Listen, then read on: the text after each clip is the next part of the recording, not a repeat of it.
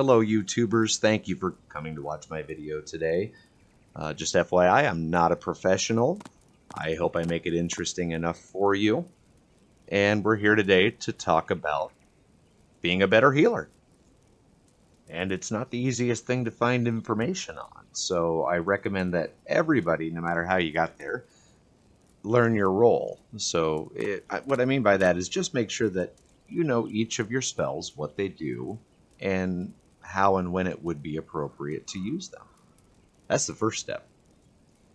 And while information is all over the place on the spell name and what it does, I didn't find any information that helped me out as much as making a macro. And even macro information is very limited out there. So I'm just going to cut to the chase and help you guys make some amazing macros for your conjurer. I don't know about you, but when I'm playing this game in dungeons with friends or random, doesn't matter, I always forget to use certain spells. I mean, I've got my Cure 2, my Cure 3, my Area Heals, but there's other spells I always forget. I'm going to slaughter names, by the way. The Tetragrammaton? Why do they do that? Why do they have such hard names? The Afflatus Rapture, the Afflatus Solace. These, I always forget to use them, and they're all free heals. It's probably the most overlooked way of saving mana in the game. If we could get these to go off every time before our main heals. So to do that, we're going to make a macro. I myself play PC, but I have a lot of friends that play on PS4. But it doesn't matter, regardless of whether you play on console or big PC, it makes no difference. You can make these macros also. You can heal just as good on console as you can on PC. We're going to use Cure as the example. It's great if you have a mana to burn, but why not use the free ones first?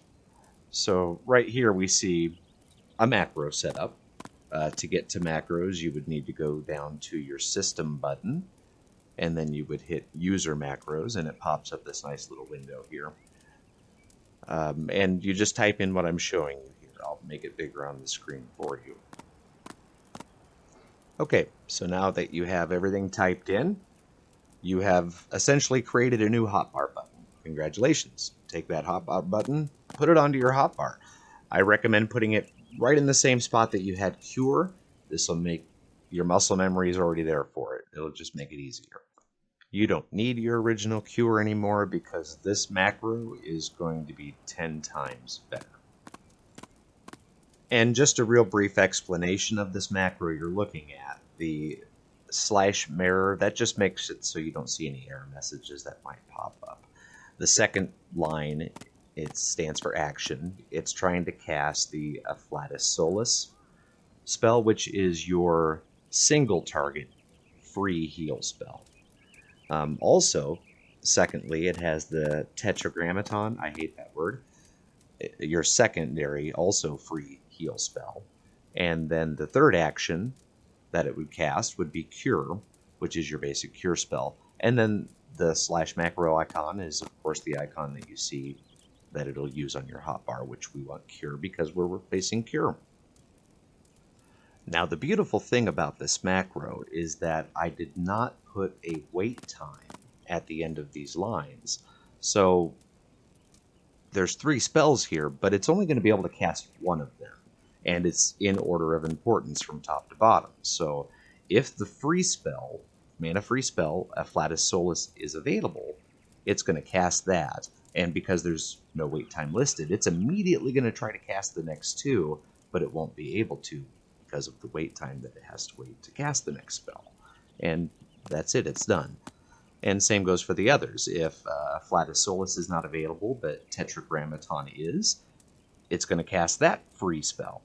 If neither Afflatus Solace or Tetragrammaton are available, then it's going to back up to your mana spell, Cure being the last one on the list. So you're always using those free spells prior to using your mana spell.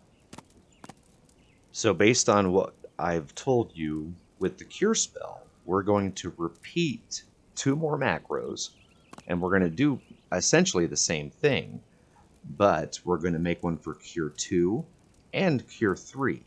And it's going to look the same, except for that the fourth line that says AC Cure in parentheses.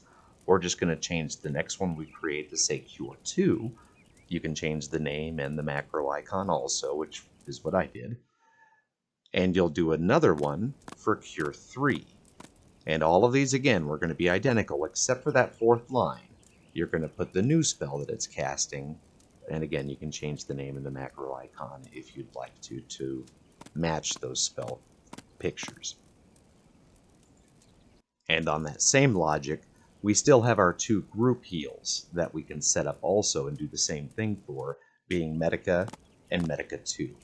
So for those, we'll pop that on the screen. It's essentially the same thing. Less spells to work with this time because I'm only including group heals. So I took out Tetragrammaton and I've replaced Afflatus Solace with Afflatus Rapture. So you set up the first one, replace Medica on your hotbar, set up the second one, replace Medica II on your hotbar. Again, your muscle memory hopefully is going to remember where those spells are. But again, you're going to cast those free heals before you cast any heals that require mana. The last macro I'm going to talk about today just involves Resurrection. So I think by this point in the game you should know that if you cast Swift Cast before your raise, it's much better for your group on your chances of survival of getting on right away. Anyway, what this will do is just one button to do both for you, less stuff on your hotbar. So it's up on the screen for you now. What I don't like about this is the wait time. I'm not going to lie, I don't like waiting a second in between casting these two. So the point of Swift Cast is to get your raise off as fast as possible. It is faster to do this manually. I do know what some people do is they removed this wait point 1 and they just click the button twice. The first time it'll cast Swift Cast, the second time it'll cast raise. And that works great for them. It's probably the better option of the two, to be honest. And if Swift Cast isn't available, it'll just automatically cast raise. I also want to say that I am by no means an expert at this. This is just my own experiences, my own opinions, and my own experimenting that's gotten me to a stage where I feel comfortable enough to share that information with you. So take it as it is. If you like it, that's great. If it works differently for you, change it up a little bit. Also, just my 2 cents on macros.